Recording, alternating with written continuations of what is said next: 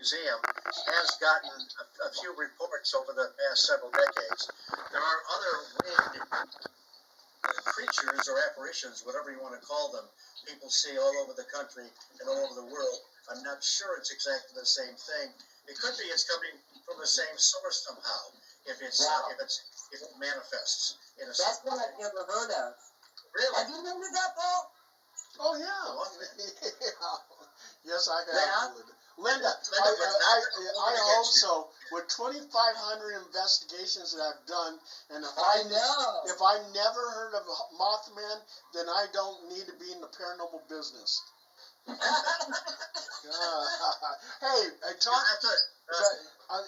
I don't know if you guys ever heard of this, but I live in Elk Grove, which is near Sacramento, and Sacramento is near Lodi. And you probably are familiar with Lodi if you listen to Creedence Clearwater Revival, Back in Lodi Again. You guys remember that song?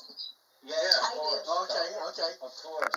There was a famous Lodi UFO incident, and it happened in 1896. Wow. And this craft, this UFO, in the shape of an egg, landed in Lodi. And these aliens came out, and they were carrying what looked like an egg. This happened on November 27, 1896, and was a Civil War veteran and journalist, Colonel H.G. Shaw, and his companion, Camille Spooner. And they were approached by 3 7-foot-tall, slender beings, and they just totally freaked out, got back on their carriage, and took off. And and this was the start of the airship sightings throughout the United States. And it was right here close to Sacramento, California. Wow. That's incredible. So Paul, this is more of an egg-shaped object, but not the majestic airships. It looked like something out of Jules Verne that were being seen across the country. You're right, Steve. You're right. Yeah. Yeah. They kind of started in California and came across, and it's really interesting because there was one scene in over Ohio in I think 1897, and it kind of made a circuit around Ohio. At least we think it was the same one, but it was interesting. It was seen between mid-April and mid-May in 1897, and on the ground people were seeing cryptids. They were seeing these large black cats in Chillicothe and Kenton, Ohio. They also were in Adams County, where the Serpent Mound is. They were seeing something like a Bigfoot. They were just calling it a wild man. So we have a lot of these situations in more modern day where people are seeing some kind of lights or strange craft in the sky and seeing some kind of a cryptid on the ground. So that was long time ago. That was 1897. There's a cryptid like that in Florida. He's called the Barefoot Mailman, and he's probably a Bigfoot. And Steve, I do have a question for you.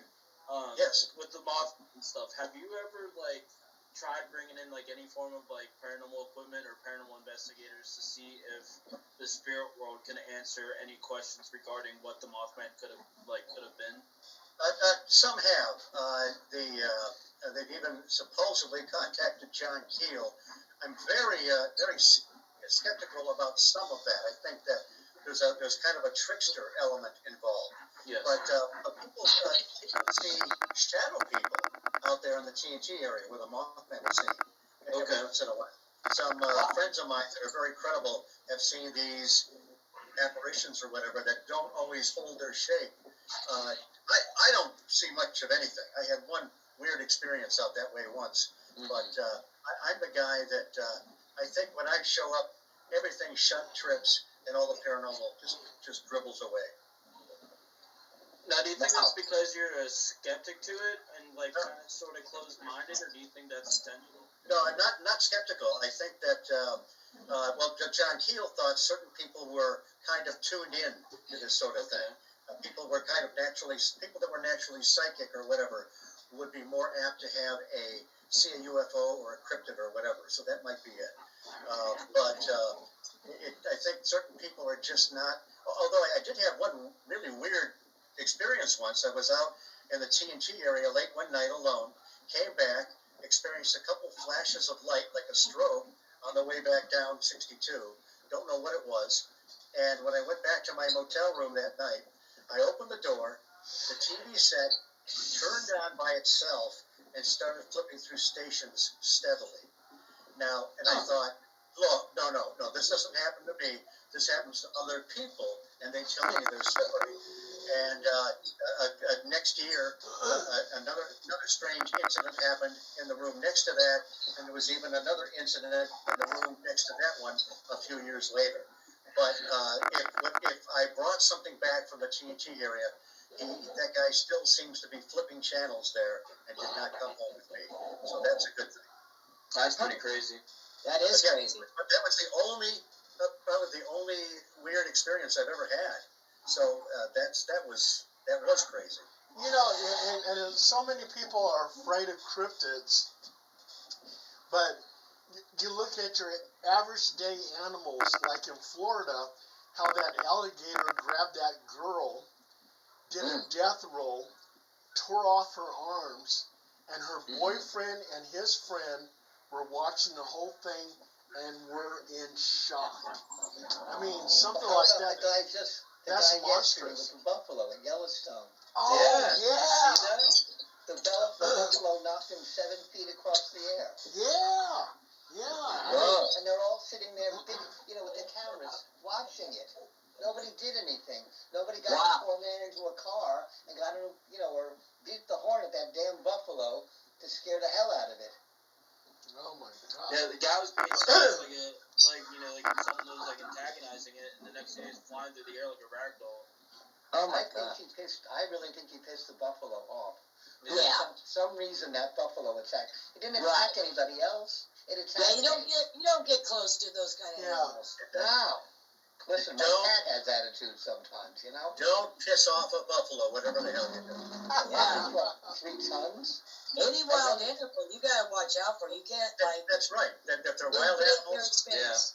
they may seem to be tame at one point, but you got to be very, very careful. I mean, there was that guy. I mean, you see these people sometimes they try to climb over fences and. There was that stupid woman in Lion Country Safari back in the 80s who opened the moonroof on her car, and the lion took her head off. Oh my God! Yeah, the only time a buffalo is safe is when they're in a burger. No. Yeah. The only way I like him is on a nickel. I wanted to show you something. This is cobalt, okay? This is a cobalt energy, and I wanted you to focus on this because this helps you to remove the negativity that might be around that hearing aid. Soon. Yeah, I'm looking at it. Okay. Can you see it? Yep, I can see it. I can't. Yeah. Can I make the screen bigger? I don't know how to do this. Yeah, I think you can. Are you on a computer or a laptop?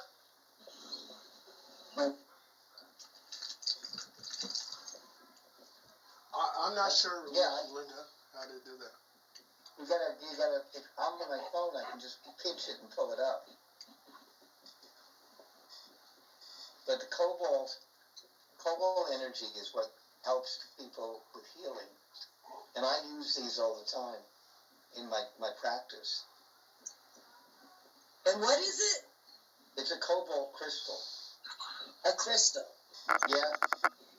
Made of cobalt. Okay. That's the best thing you might go. Yeah, I've never heard of that. I use it for healing. For healing? Right. So you do a lot of things? I do many different things in my practice, which is called Phone Wizard. I didn't know what else to call it. It's called Phone Wizard? Phone Wizard, yeah.